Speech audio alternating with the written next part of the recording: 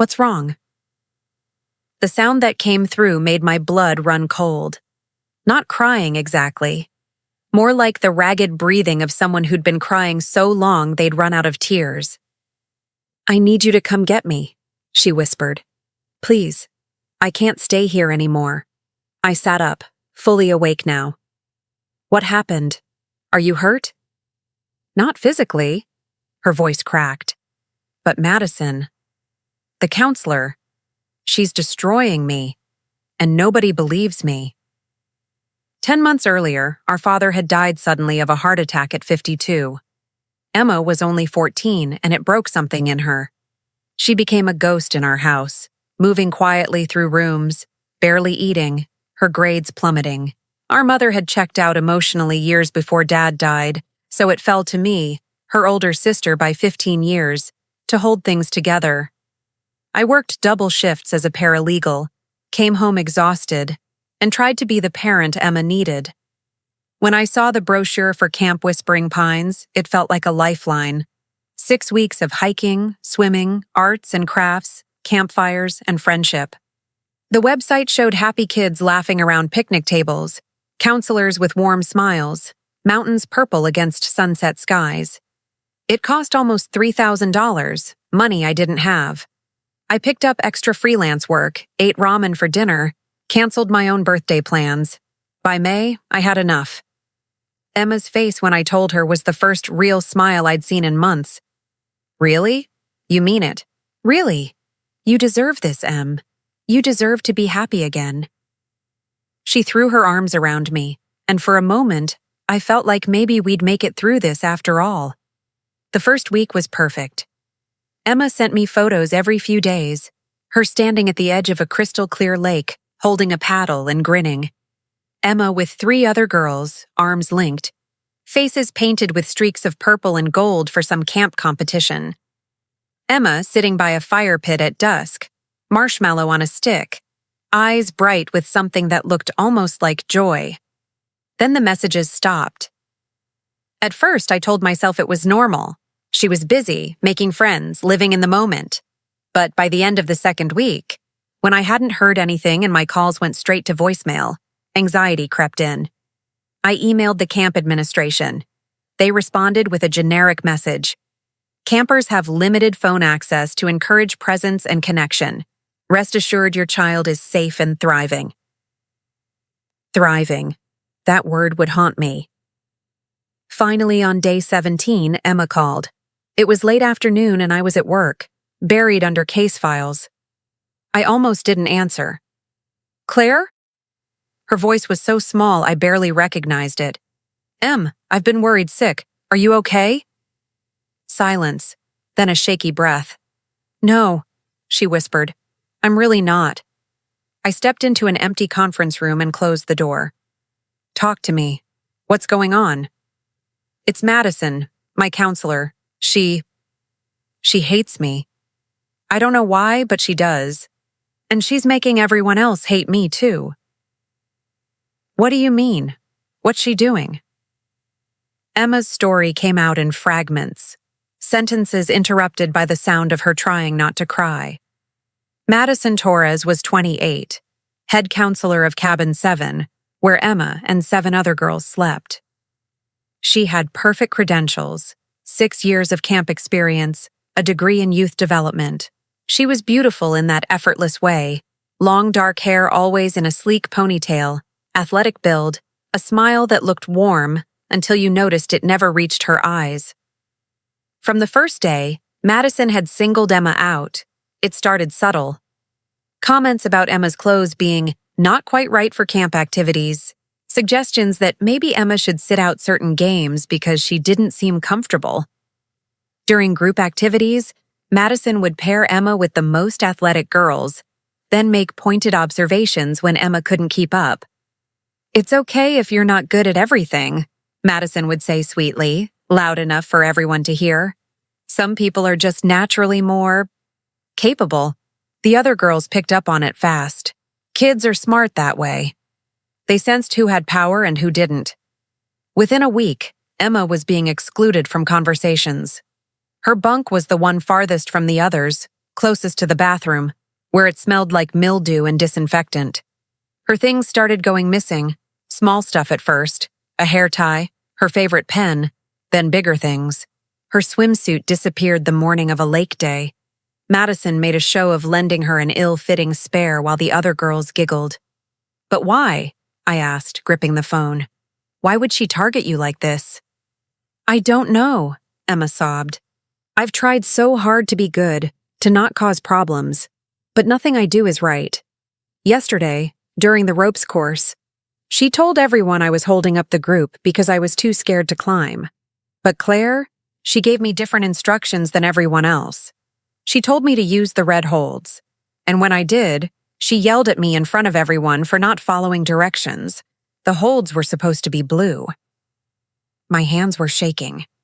"Did you tell the camp director?" I tried. He said Madison is one of their best counselors, that maybe I'm just having trouble adjusting. He made it sound like I was being dramatic. "I'm coming to get you."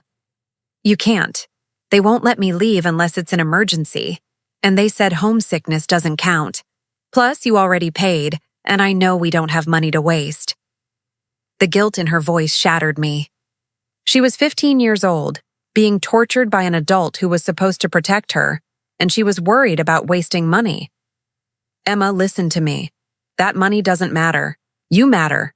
If you're not safe—" "I am safe," she interrupted. "Physically, I mean. Madison's smart. She doesn't leave marks. It's just psychological. And I only have 3 weeks left. I can survive 3 weeks." The resignation in her voice was worse than the tears. "Let me think," I said. "Let me figure something out. But I need you to know something. This isn't your fault. Whatever Madison's doing, whatever reason she has in her twisted head, none of it is because of you." "Then why does it feel like it is?" I didn't have an answer. That night, I couldn't sleep. I kept seeing Emma's face in those early photos, bright and open and hopeful. I thought about our father, how he would have driven to that camp immediately and dragged Emma out if he knew someone was hurting her. But he was gone, and I was all she had. Before you go, tell me this. Have you ever felt completely powerless to protect someone you love? Drop the word helpless in the comments if you've been there. And if you want to hear how this story ends, how Emma fought back against someone who thought she was untouchable, hit that subscribe button. Because what happens next will restore your faith in the power of courage. The story doesn't end with that phone call. It's only just beginning. I couldn't just sit there 6 hours away while my sister suffered. But I also knew barging in without a plan would accomplish nothing. If the camp director already dismissed Emma's concerns, showing up angry and demanding answers would just make me look like the overprotective, crazy sister. I needed evidence. I needed to understand who Madison Torres really was. I started where everyone starts these days, the internet. Madison's social media presence was immaculate. Instagram showed a carefully curated life of outdoor adventures, inspirational quotes about youth empowerment, photos of her leading groups of smiling teenagers through mountain trails. Her LinkedIn listed impressive credentials: bachelor's in recreation management, certifications in wilderness first aid and youth counseling, 6 consecutive summers working at various camps across the western states. Her bio described her as passionate about helping young people discover their strength. The comments on her posts were glowing. "Madison changed my daughter's life. Best counselor we've ever had. Our son still talks about the lessons she taught him." But something nagged at me. I noticed all her posts only went back 3 years. Everything before that was deleted. Why would someone erase their entire digital history? I dug deeper. I found old cached pages, fragments of deleted accounts. I searched her name combined with the camps she'd worked at previously: Camp Aspen Ridge in Utah, Wilderness Valley in Northern California, Pinecrest Adventure Camp in Oregon. That's when I found the first crack in the facade. On a forgotten forum for camp employees, buried in a thread from 4 years ago, someone had written, Anyone else have issues with MT at Pinecrest?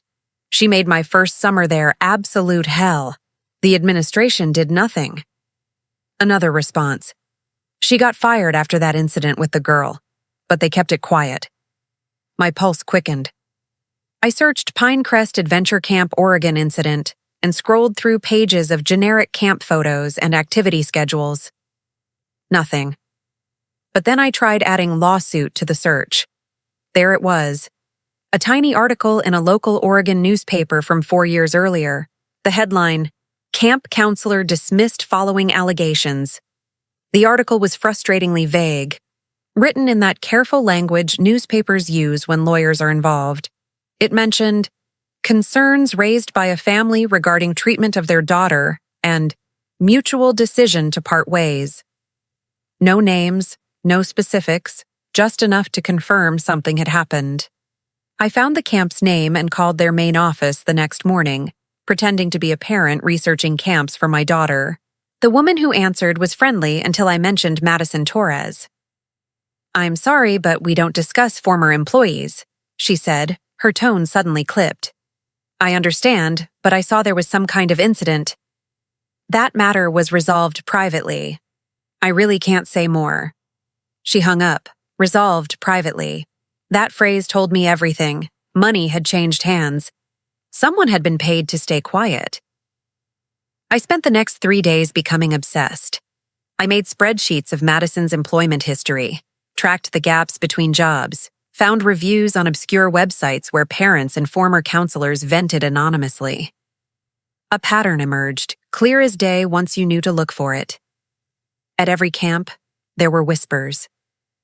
She plays favorites. Some kids love her, but others are terrified. My daughter came home different, withdrawn. The complaints never seemed to stick, though. Madison always had glowing references from camp directors, always moved on before things escalated. Then I found something that made my stomach turn. A parent review from 2 years ago, posted anonymously on a site that aggregated camp feedback. Our daughter attended Camp Aspen Ridge and had Madison Torres as her counselor. Within 2 weeks, she was calling us in tears, begging to come home. She said Madison humiliated her in front of the group repeatedly, excluded her from activities, and encouraged other girls to ostracize her. When we complained to the director, we were told our daughter was struggling with adjustment and that Madison was working with her. We pulled her out early. She spent the next 6 months in therapy.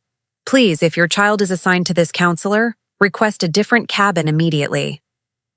The review had been posted, then removed, then reposted by someone else who'd screenshot it. I felt sick. This wasn't incompetence or personality clash. This was a pattern of targeted psychological abuse, and Madison was getting away with it because she was smart enough to never leave physical evidence, and camps were more interested in protecting their reputations than protecting kids. My phone rang. "Emma, can you talk?" I asked immediately. "Not really. I'm in the bathroom. I only have a minute. I've been researching Madison. She's done this before, Em. Multiple times. I know." I stopped. "What?" "I found something too." Her voice was different now, steadier, harder. "I'm not alone anymore." Over the next few minutes, Emma told me everything had changed. 2 other girls in the cabin, Zoe and Harper, had also been targets of Madison's cruelty. For weeks, they'd suffered separately, each thinking they were the problem. Then, during a particularly brutal afternoon, when Madison had publicly berated all 3 of them for bringing down the group's energy, they locked eyes across the cabin and understood. That night, after Madison left for the evening counselor meeting, the 3 of them huddled in the corner and compared experiences. The stories were horrifyingly similar. Madison would choose a girl, usually someone quiet or shy, someone who wouldn't immediately fight back. She'd start with small criticisms disguised as helpful feedback. Then she'd escalate, creating situations where the girl would fail, manufacturing reasons to exclude her, and slowly poisoning the other campers against her. "It's calculated," Emma said. and I heard a cold fury in her voice I'd never heard before. She does it on purpose. She picks us off one by one, and nobody stops her because she's so good at making it look like we're the problem. What are you going to do? We're gathering evidence, everything.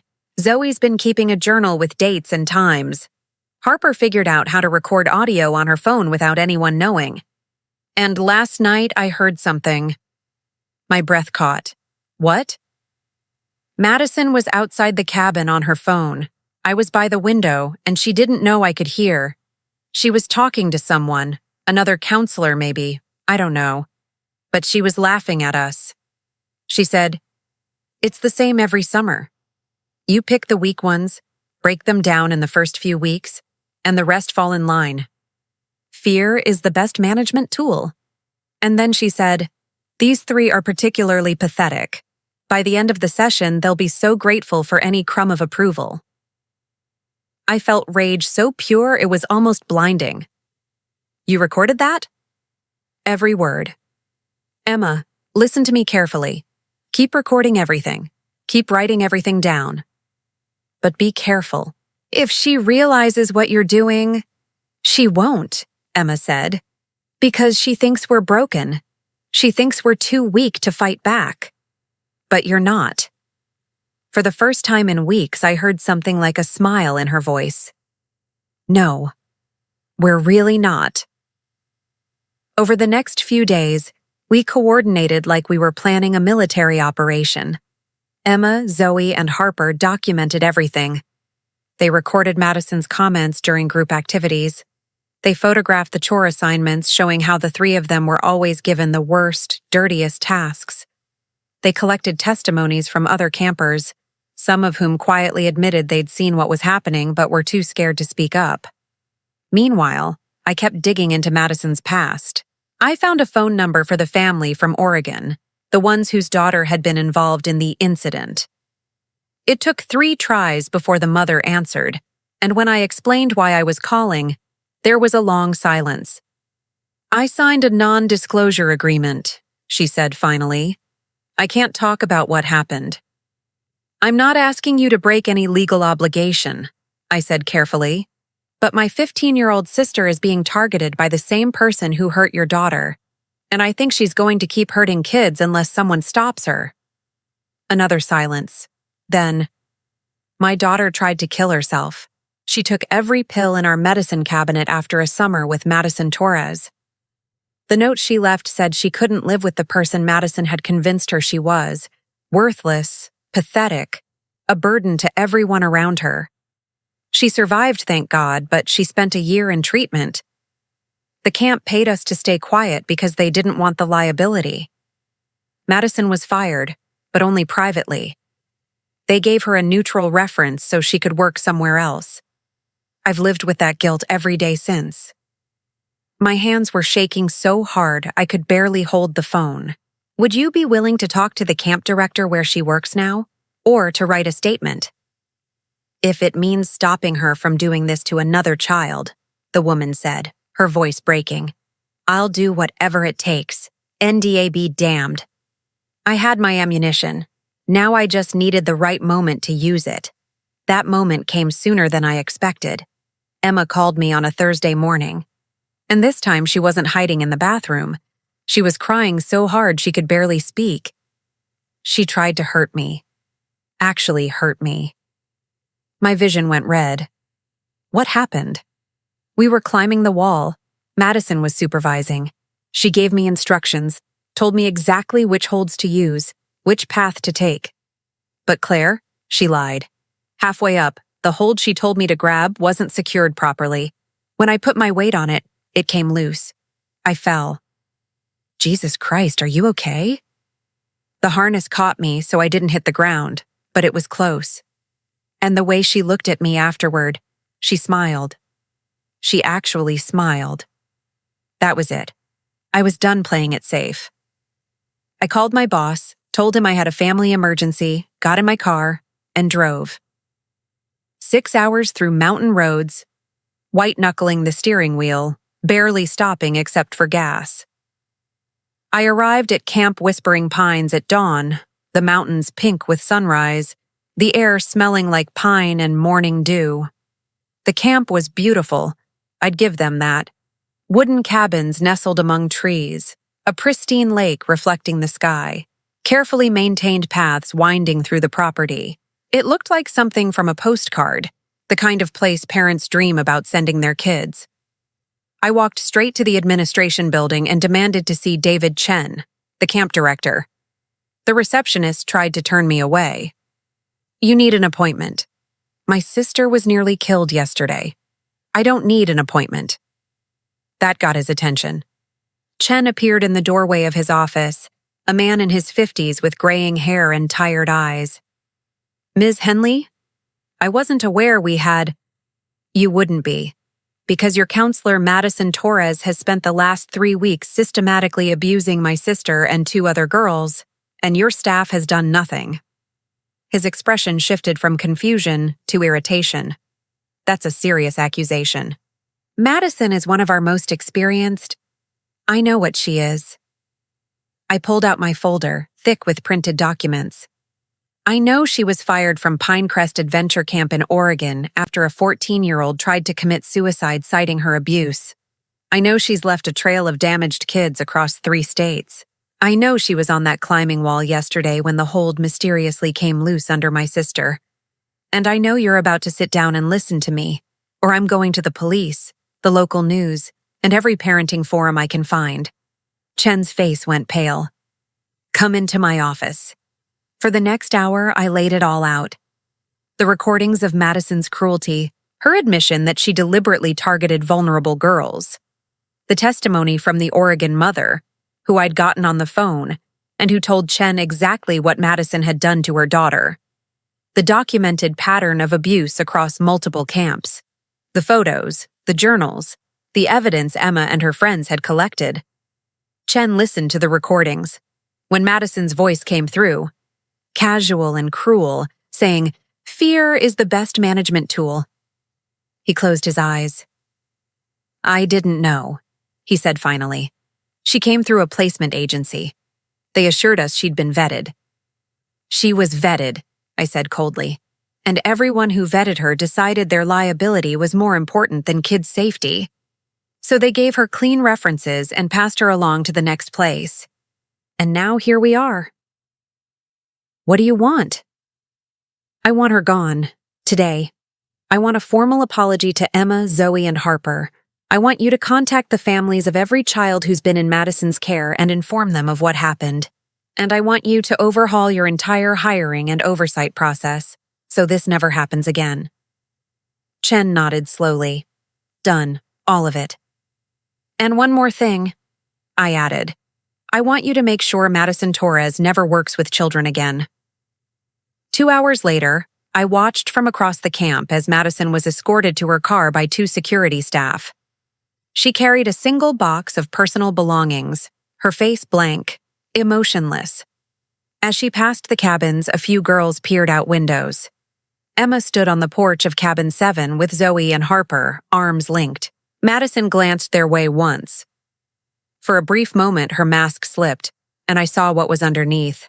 Not anger or shame, just cold calculation, already planning her next move, her next camp, her next victim.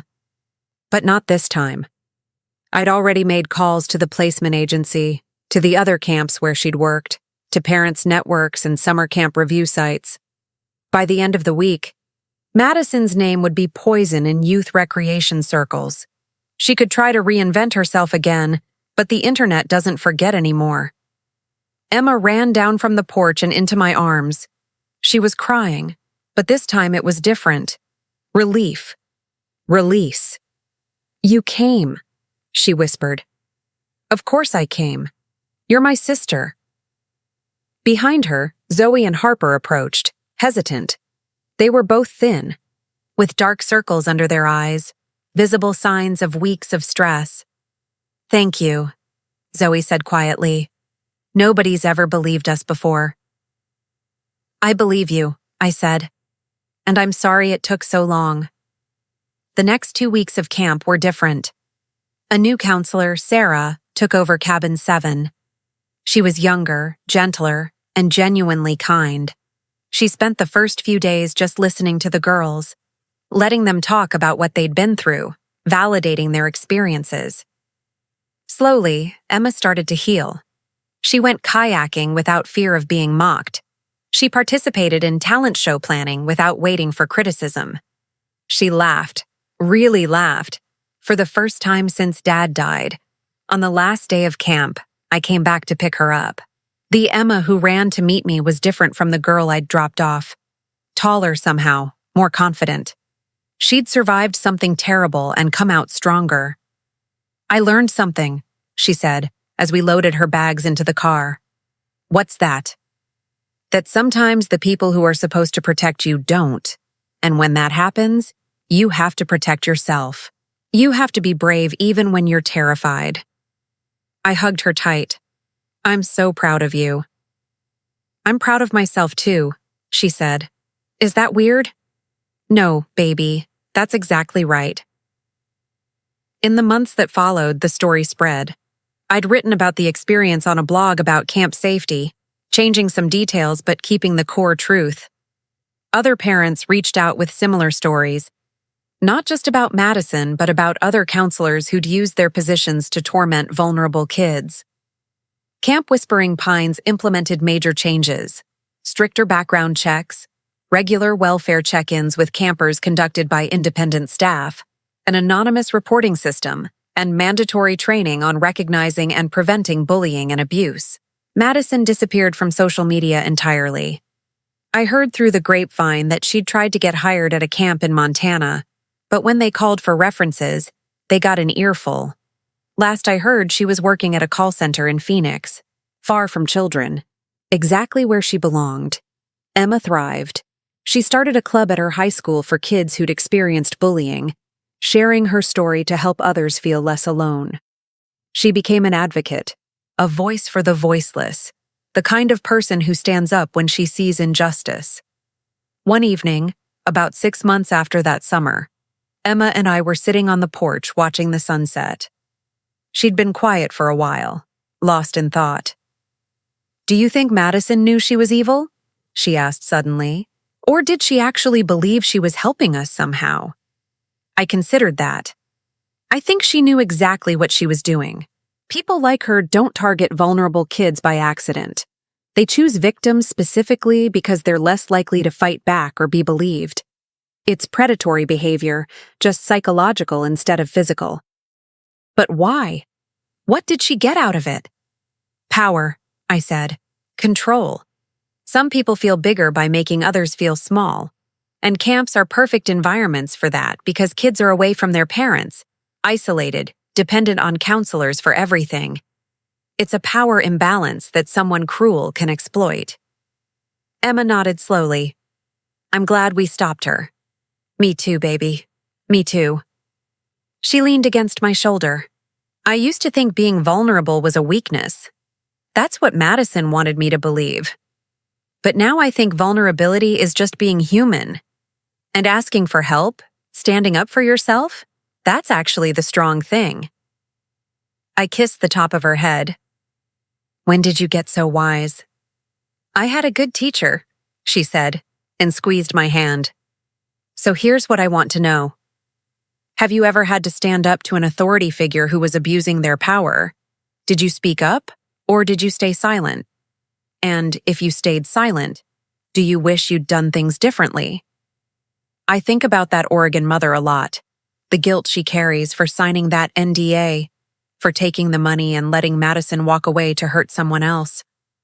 I don't judge her. I understand the pressure, the fear, the exhaustion of fighting systems that don't want to listen. But I also think about how many kids might have been spared if someone had been brave enough to burn it all down earlier. Maybe that's the real lesson here, that protecting the vulnerable requires courage. And sometimes that means making yourself unpopular, making waves, refusing to accept that's just how things are. If this story resonated with you, if you've ever felt powerless or been gaslighted by people in authority, hit that subscribe button.